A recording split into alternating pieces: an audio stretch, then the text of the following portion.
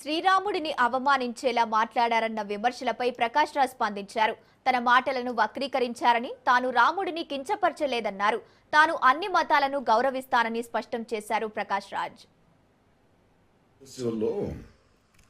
Art and it's resilience అనే ఒక విషయం మీద నేను చేసిన ప్రసంగం, ఒక సంవాదం.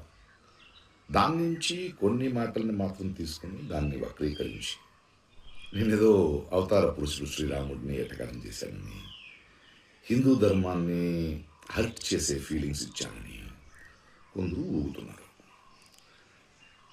అన్ని ధర్మాన్ని అందరినీ ప్రేమించే నాకు అవసరమైతే లేదు. కానీ ధర్మాన్ని మతోన్మాదంతో అడ్డుపెట్టుకొని అసహ్యమైన రాజకీయం చేస్తున్న వాళ్ళని నేను అడిగే ప్రశ్నలకి సమాధానం ఇవ్వలేక కొందరు నన్ను యాంటీ హిందూ, హిందూ ధర్మ విరోధి అని బింబించడానికి ప్రయత్నిస్తున్నారు.